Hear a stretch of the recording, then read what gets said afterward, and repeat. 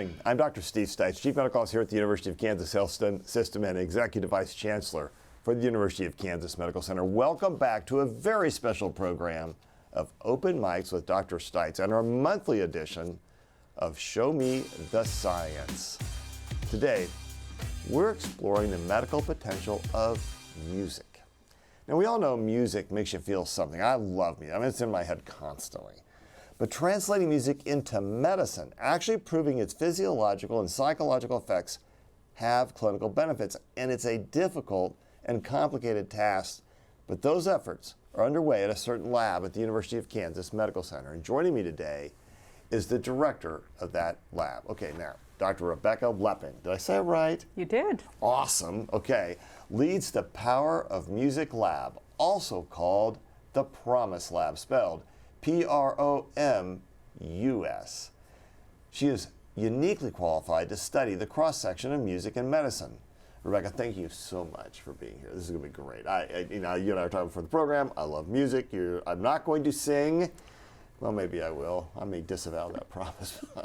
So thanks for being on the program today. Now, we have a lot of physician scientists at KUMC, including myself. I'm not really sure if I'm a scientist or not. But Dr. Lepping, you are not a physician. You don't see patients, but you are a musician scientist. Tell us about your background and tell us how you found this niche. Well, thank you, Dr. Stites, for having me on the program.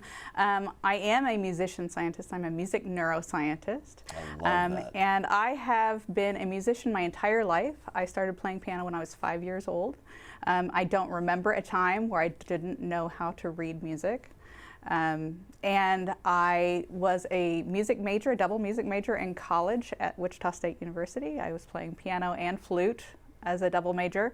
And during that time, I took my required psychology class for Gen Ed and was really excited about psychology and the brain and why music makes me and hopefully other people feel the way we do, why we're so motivated by it. And so that started my dream of trying to understand why music has this power over us. And it was a long journey, but I started at KU Medical Center doing brain research about 20 years ago and have been looking for ways to combine music and science since then. And in 2020, I started the Promise Lab, where we're studying how music affects us physiologically, psychologically, using neuroscience tools, and how that can benefit us for health and well-being. You know, I love that whole description. Now, you would love to see a world where providers like myself prescribe music as a form of therapy, just like we would do medication or physical therapy. So, first of all, what does it take to get people to want to do that? What's stopping us from doing that? That is an excellent question, and I think it does happen. So music therapy is a board-certified profession where therapists are sort of similar to physical therapists. They have specialized training and work with people one-on-one for specific clinical needs. But as you said before, music is very powerful and moves us and has a therapeutic benefit, even if it's not a specific clinical need. It's good for us, it's good for our soul, it's good for our psychology and our well-being. The thing that is stopping us from being able to prescribe it is that often in research related to music, music is sort of used as this umbrella term. And it would be like if you did a clinical trial with a medication and you said, we gave the patients a white pill. When you say we gave the patients music, that's essentially what you're saying. There's not enough specificity in that for us to understand what specific things about the music, what the pitches are, what the tempo is, to be able to have something that is effective and replicable from one person to the next, from one situation to the next, because we haven't really looked at deeply at what the mechanism is that we're trying to target. You know, that is fascinating to think about it, and it has to be very individualized then, Dr. Lepping, as you go through that, right? That's a pretty individualized course of therapy, so lots of science to find and there to is discover. a lot of science, yes. That is really, really cool. Okay, now we already use music in some parts of the health system. Check out this clip. but the heart can reflect memories. Sometimes you just don't want to see. So that is the band Restless performing for patients inside our Lee Summit Infusion Clinic, treating mostly cancer patients, but other types of patients as well. Now, two of those band members are living with cancer themselves, getting treatment at that same clinic. And one day, a nurse practitioner noticed one of them seemed sadder than usual. She knew he used to perform, so she suggested he grab his guitar and put on a show. And it seemed to cheer up both the performers and the audience in the infusion chairs. I fully support and believe in all aspects of the body, mind, and spirit, back to Nursing 101, and this is a big deal to them, so it's a big deal to us. And clearly it made a difference in his personality and his mood, which overall I think will impact his health and impact his quality of life. You know, when you're really ill, you can dwell pretty easy, you can get off on the wrong track, but music gives you a serenity that's like no other. That's an awesome thing, helping patients out at the Lee Summit Infusions Clinic. And now, I'm sure music is therapeutic for patients, but Dr. Lapping, there's a difference between therapeutic music and true musical therapy. Talk to us a little bit about that. So what we saw there was people using music in a therapeutic way, and people do this all the time. They use music to affect their mood, to affect how they're feeling in a moment, to use music to get them motivated to do exercise or to change the state that they're in. And one of the things that's wonderful about music is that it is universal, it is free, anyone can sing a song, or listen to iTunes. Anyone could sing a song, not everybody could carry a tune. I'm just saying, you're going to find out in a minute, that's true. So that would be the therapeutic aspect of music. It is therapeutic and it is a real experience. There is a difference, as I said before, between a music therapist and when you might want to see a music therapist versus when you just need to turn on some music to make you feel better. And it's often, I think you can think about it like physical therapy versus a personal trainer versus just doing exercise at your home or going for a walk. Going for a walk is really good for you, and we should do it as much as we can, but sometimes you need that extra help from a physical therapist to help you reach specific goals. And the same thing is true for a music therapist. It's a board certified profession. I'm not a music therapist. I do work with music therapists, but it is a board certified profession, and they work one-on-one with clients to achieve very specific goals through musical interactions. You know, it is pretty amazing. So I know my music is all about mood. So if I'm going out, I'm going to go out into the wilderness or do some fly fish, man, that's bluegrass. If I want to get pumped up or I want to really feel much, it's musicals. And sometimes if I'm really going to just have a great ride in the car and drive down the highway and crank it up, and that's going to be Alicia Keys. So, you know, it's very different here about what your mood is going into that moment. And if I want to be more quiet and reflective, I've like a little classical stuff going on. So it's interesting how our moods can overlap with the music, as our video pointed out. So what's the overlap between music therapy and the work that's going on in your lab right now? So in our lab, in the Promise Lab, what we are trying to do is understand what might be specific about music and how within the music is that affecting our physiology and our psychology. What are the specific things? So as you can see on the screen there, again, we focus on the intersection of body, mind, and brain. And many research labs focus on a single disease. They might focus on Alzheimer's disease, or they might focus on depression. And the Promise Lab is a little bit different. We try to focus on music at the core and how that can be beneficial across a range of diseases and human experiences, from emotion, how it affects our emotion and depression and anxiety, to how it affects lung health, how it affects pain and the experience of pain, as well as dementia. So the brain can be pretty mysterious. Now, how much do we know about what is happening in the brain when we listen to music or play music? So we know quite a lot about what's going on in the brain. There's been research into what's happening in the brain from so many different perspectives for the last 30 years at least.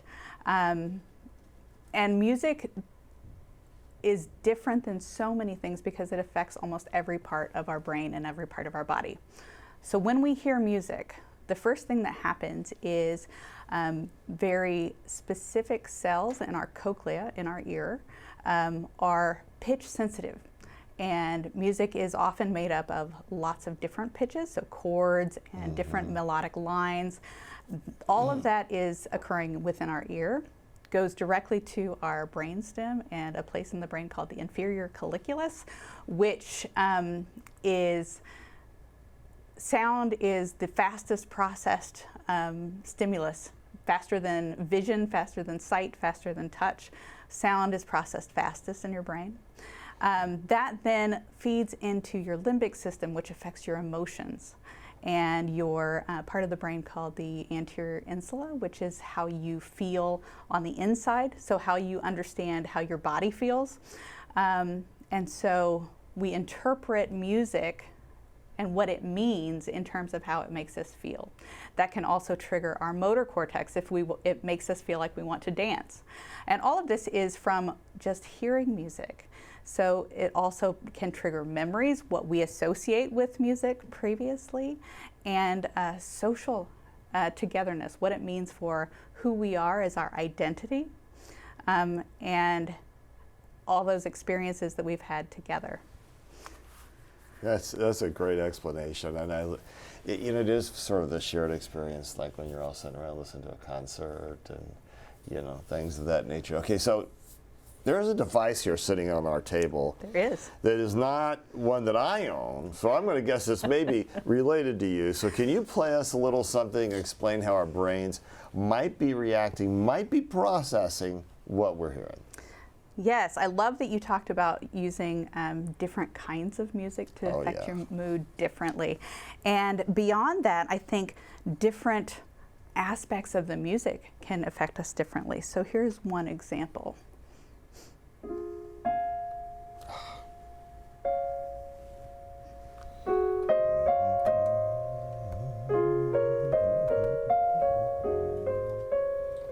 That's one of the most famous chords.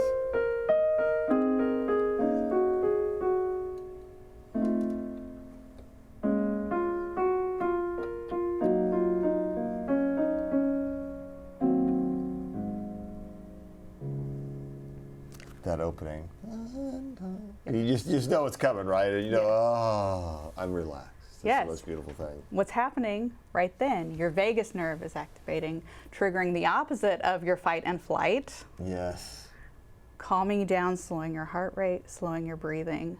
We know that from research that's been done measuring physiological responses when people are listening to music like the Debussy. Mm-hmm. It's different though if I play something like this.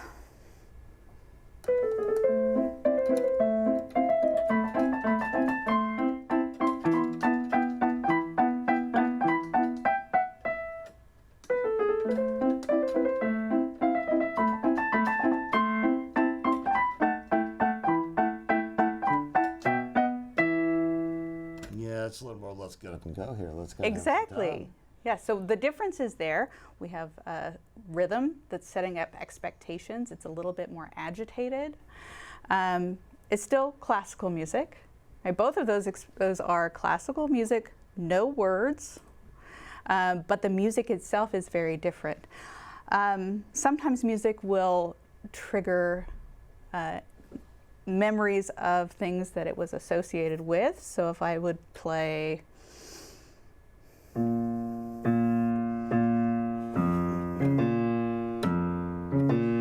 Here it comes.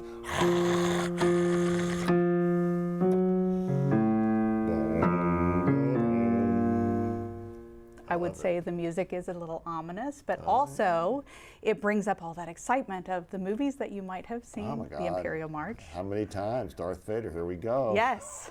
So it's a combination of what the music is telling you, but also what your memory is telling you. And identity formed as part of that. So you might be part of a different identity group.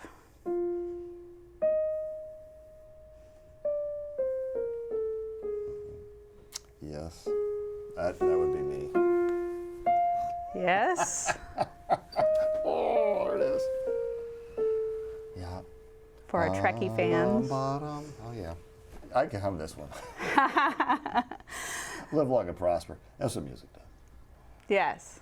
So there's a lot of overlap in what music might mean that isn't related at all to music. And as a musician, I'm a little bit biased that I think there is an effect of music. As a scientist, I need to know whether that is, how common that is, how broad is that, how central is that to our human experience, so that we can get to the point where we can prescribe music. Because I also recognize that not everyone has been playing piano since they've been 5 years old and has been so steeped in music that maybe my experience is different from other people. So we need those randomized controlled trials, the gold standard research evidence, to develop music-based interventions that are really going to be scalable and beneficial for people beyond just it makes us feel good.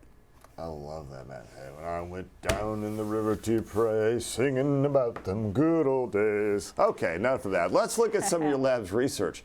The Clinical Journal of Pain published results from one of your pilot studies last fall. It involved brain scans of teenagers living with chronic pain.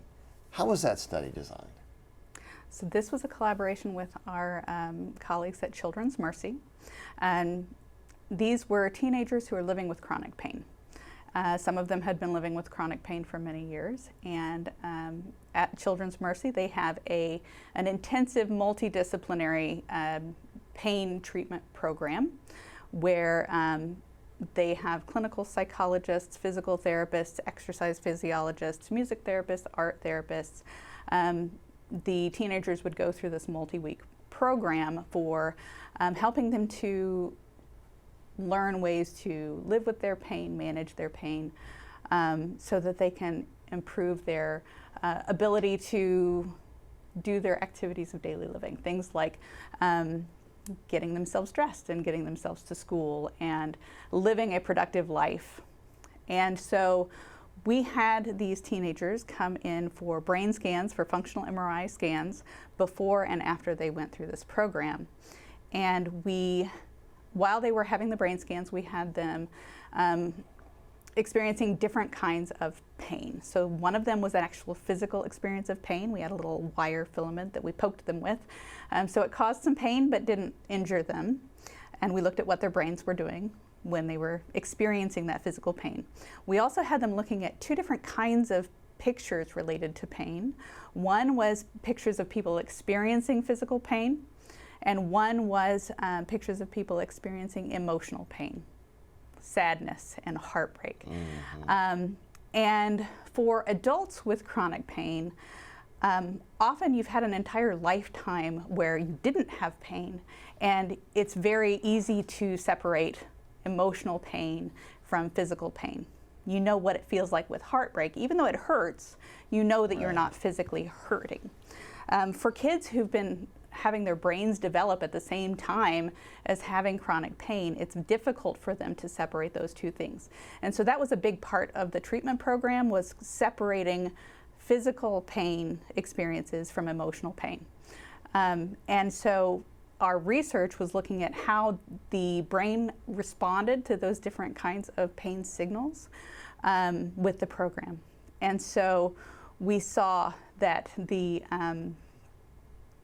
different parts of the brain did change in their response, and that there were reductions in amount of disability that kids were experiencing from pain with the program, which was great. The program was working.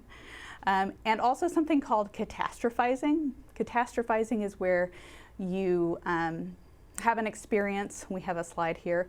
Catastrophizing is where you have an experience of pain or something negative, and it seems bigger. Your brain is making it bigger than it is. And so we saw that the teenagers who went through this program reduced their catastrophizing and they reduced their disability with the program. And those reductions, importantly, were related to what we were seeing in the brain when they're looking at these different pictures and experiencing pain. Here's a slide with some brains on it. Let me sort of walk you through this. So on the left-hand side, you see the arm with the bicep and sort of the pinprick poking it. So that is when the kids were experiencing that pinprick feeling of pain. We saw that there were changes in the somatosensory, which is the somatosensory cortex is responsive for when we feel those feelings. And that was associated with disability. So the more people changed that brain response, the more they changed in their disability. In the middle, you see a representation of someone experiencing physical pain. We saw changes in the frontal cortex, the front part of the brain, which is associated more with cognitive processing and understanding what that means. That was associated with changes in catastrophizing. And then when people were experiencing emotional pain, we saw differences in the frontal cortex, also in the motor cortex, and in that insula that I talked about before, of how you understand and make sense of those feelings that you're having within your body. So now I hear you talking about pain and the brain, but where does the music side fit in all of this? That's a great question. So as the I mentioned, this multidisciplinary program had music therapy associated with it. It wasn't a large component of the treatment. It certainly wasn't the central focus of this. But after some of these teenagers went through the program, our colleagues brought them back in for follow-up interviews, just to see how they were using the strategies that they'd learned throughout the program. And just in response to an open-ended question of what strategies are you using, it wasn't prompted at all. 7 of the 10 kids that were interviewed talked about how they were using music, which we thought was really exciting because it wasn't a direct question. We didn't say, are you listening to music for your pain? It was sort of an unprompted response. And they're using it for so many different ways. Using it for motivation to help them do the exercise that they know will help them, even though it hurts.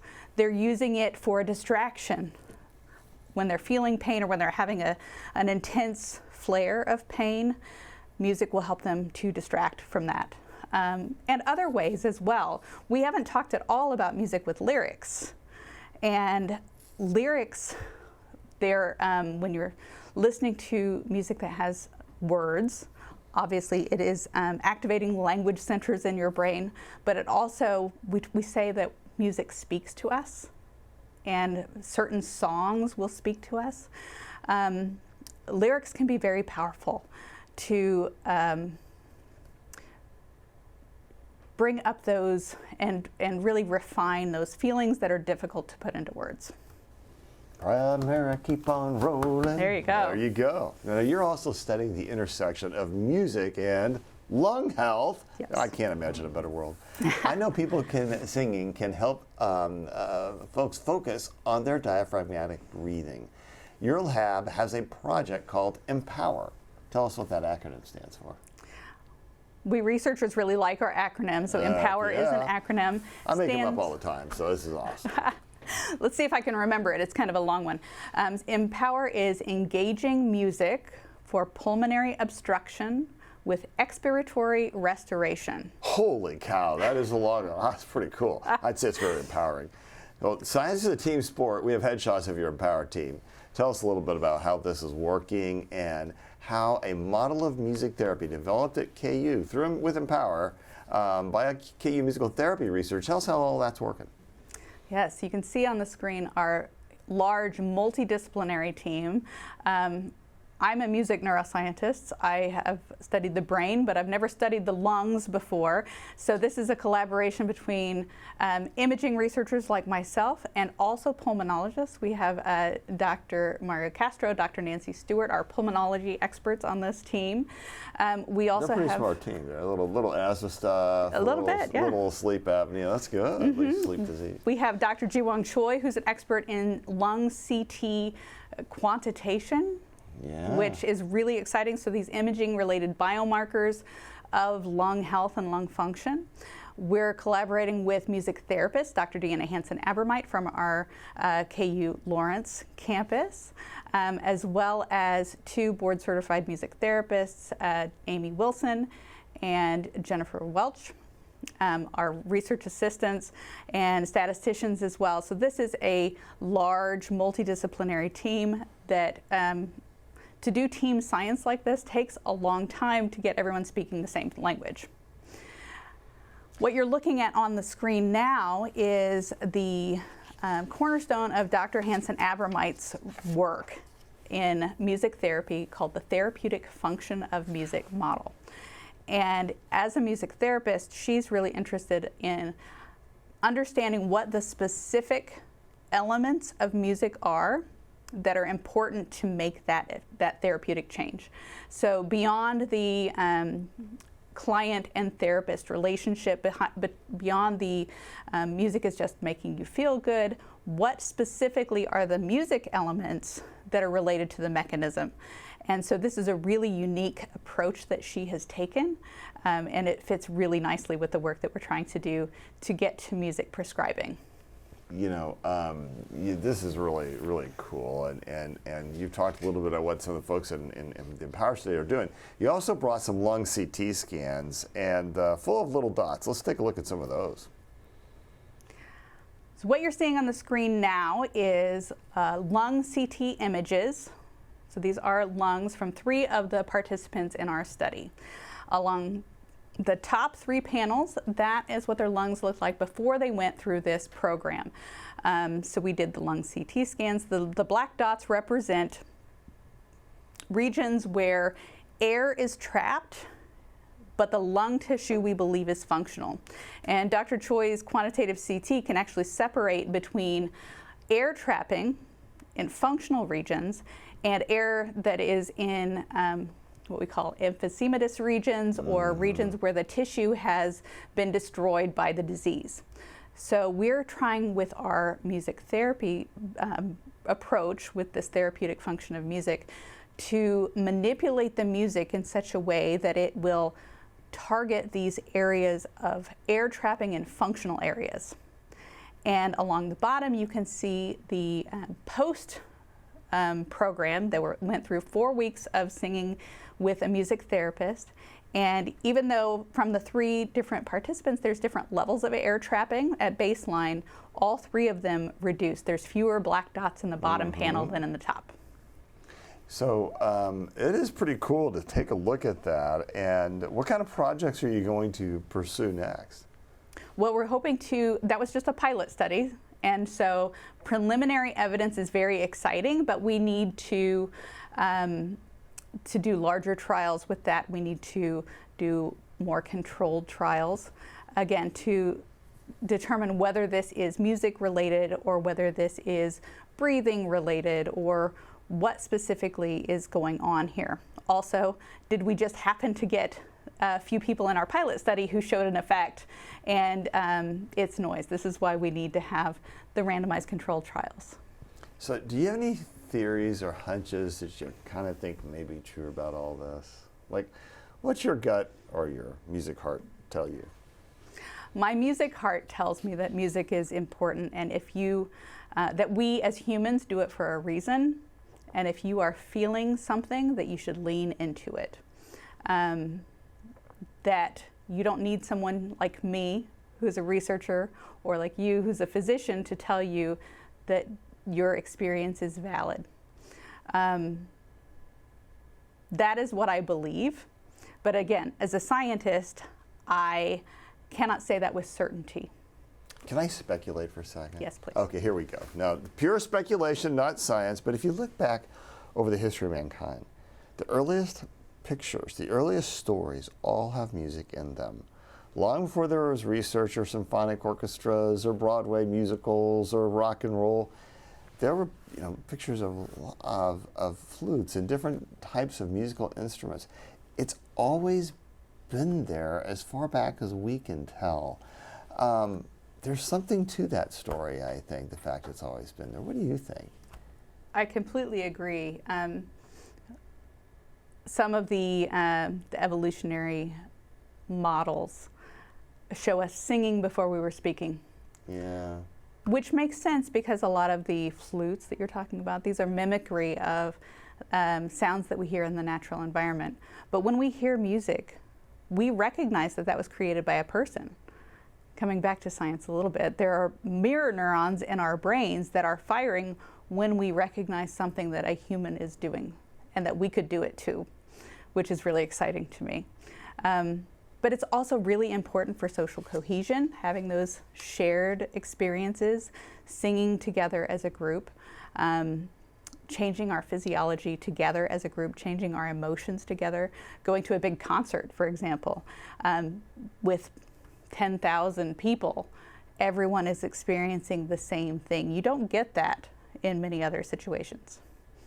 The answers, my friend, are below it in the wind. Okay, Hawkeye, what do you think? Here we go.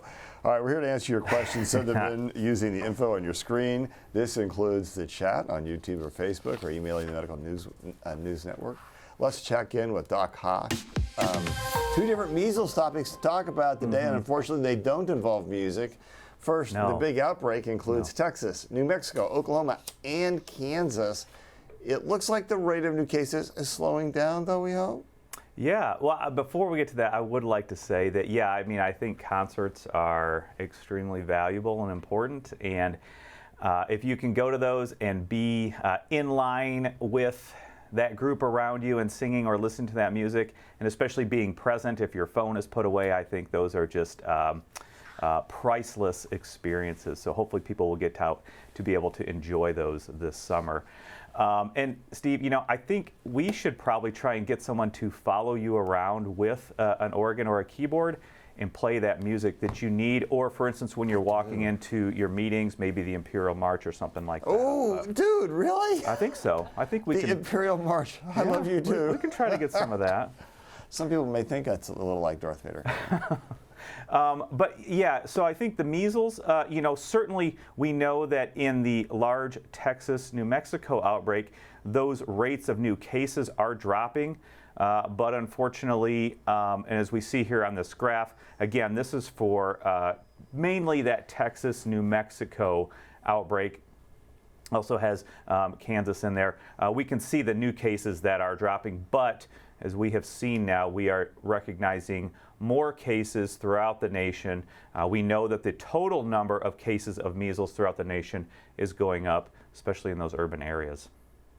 That is cool. Now, since last week, we've seen several measles cases reported in major urban areas, Dallas, Chicago, now St. Louis. Missouri health officials warned of exposure at the St. Louis Aquarium. Dr. Hawk, when someone hears about a measles exposure and they think they're at that same place at the same time, what are they expected to do? Yeah, you know, we know that a majority of these cases, like we said, have been in those rural areas, especially those areas and those counties with lower vaccination rates, vaccination coverage, herd immunity, if you will. We know that, unfortunately, infectious diseases do not stay within county borders or certain demographics. They will infect and affect anyone that could be around. So I think it is important to note, and we want to give people information and arm them with accurate information. Do not be too concerned if you are vaccinated. Measles remains a disease of the unvaccinated. So if you are vaccinated, if your loved ones are vaccinated, understand that you are safe. If you do see those exposure notifications, it is only a matter of time before we will see those in other urban areas, including here in Kansas City metro area as well. So do not be alarmed. Understand your vaccine status, your loved one's vaccine status. If you are not vaccinated, we are still going to encourage you to get vaccinated, both for your individual and family health, but also that will help the community as a whole as well, because that will help increase the vaccine coverage rates, and then that will lead to adequate herd immunity where we can stop the spread of the disease in our community. So what do you do if you see those exposure notifications? Number one, don't panic. Understand your vaccine status. If you have been vaccinated with 2 doses of the vaccine, you are considered protected.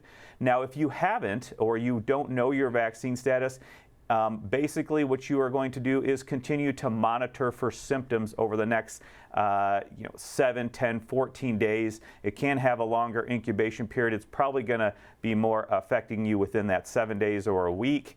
And understand that if you are starting to have symptoms, do not go to the emergency department, urgent care, or your physician's office without, number one, calling them first, contacting them, letting them know that that's what you think you want to be evaluated for. That way they can take the precautions within their facility to keep everybody else, the patients around them, safe as well. So I think it is important to know and understand that please call ahead if you think you need to be evaluated for measles illness. The other thing to understand is that you are contagious with the disease 4 days prior to the rash until 4 days after the rash onset as well. And we should continue to emphasize the fact that the vaccine is the safest, most efficacious way to prevent the disease as well as the complications from the disease.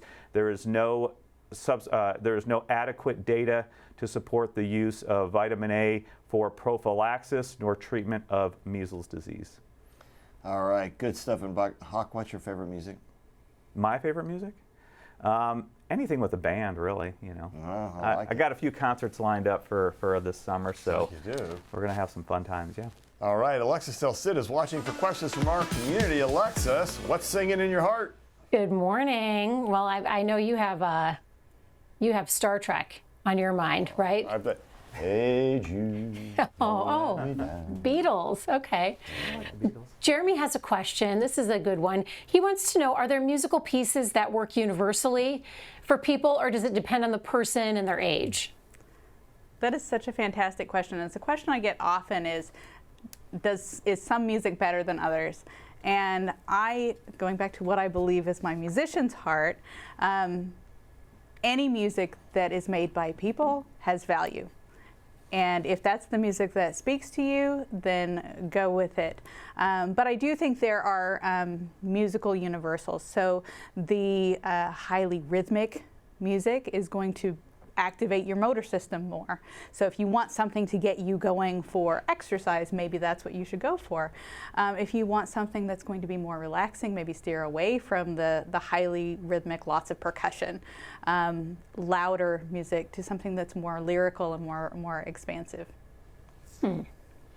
We have several comments coming in, so I want to share some of those from our viewers. This has really touched a note with our viewers. Joellen McGranahan writes, as a musician, I recognize a selection, but if I can't identify the name, I get frustrated. That would be frustrating. Then Georgianne Grunthau. Just put it on there. I do it all the time. Cheering. Georgianne writes, Claire de Lune really slowed down my breathing. Love this program. Thank you to all. Lisa Howsam writes, what an interesting and unique program. I love it. And Yvonne shares, I never thought about music in terms of science. Very interesting. And Angie has a question. This is a medical question for Dr. Hawkinson. Angie wants to know, Dr. Hawkinson, do you think the weather improving and people going outside more is contributing to a decrease in measles cases?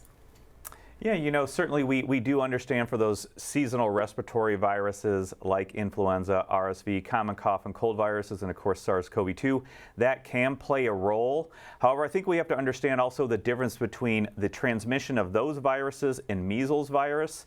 Certainly it could. However, you have to understand that there will be a lot of travel. We do understand that measles, if you are actively infected and spreading the disease, again, 4 days prior to the rash, to 4 days afterward, you can be expressing that measles virus into the environment. So if you are traveling, for instance, in an airport, if you are going to an indoor show or concert, if you are going to a party, we do understand and know that that measles virus will remain in the air for approximately 2 hours. So anybody walking through that space within that 2 hours has the potential to be infected. So it's very difficult to say if that will be true because we know there will be a lot of travel and all those other things that I mentioned as well. It's not clear. I don't believe there will be a decrease in measles because of that, just because of the long exposure period in those contained spaces when people are in those spaces doing things, either travel or seeing shows, for instance. Marie has a question about music therapy. We have one more. Marie wants to know what music therapy can do for people living with dementia and Alzheimer's. We often think about Alzheimer's as a memory-specific disease or condition. And when people are living with Alzheimer's, there's so many other associated symptoms that come along with that. Often there is a lot of anxiety and other mood disorders, agitation.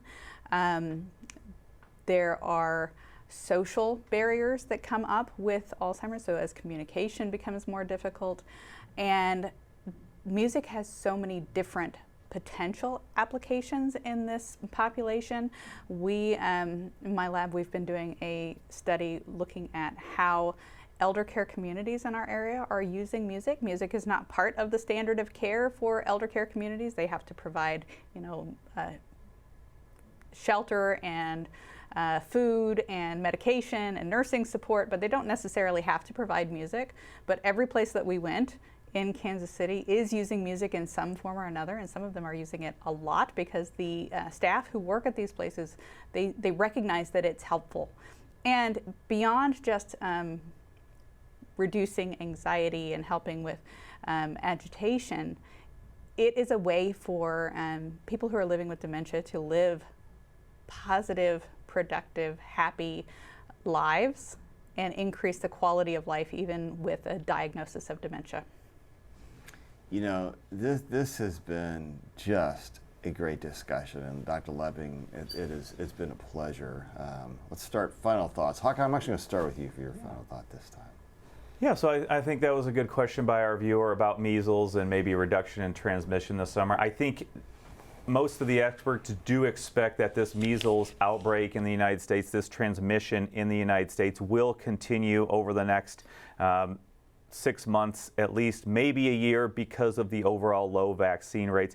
I think we will continue to endorse everybody getting the vaccine, being vaccinated, having your immunity so that you can protect yourself and your family. We know that there is high quality data supporting the overall safety and efficacy of these vaccines. And I think one thing that isn't being talked about right now is that with the decrease in overall coverage, which leads to decreased herd immunity, we're not really talking about the other components of that MMR vaccine. One of those is rubella. And so I think especially if we're talking about women of childbearing age who may not be immune, and we may see these effects later on, I hope not, but an increase in the rise of congenital rubella, which can lead to many, many effects on the child in utero. So I think we will probably touch on that in another show, but just wanted to say that there will also be downstream effects, not only what we're seeing with lack of measles immunity,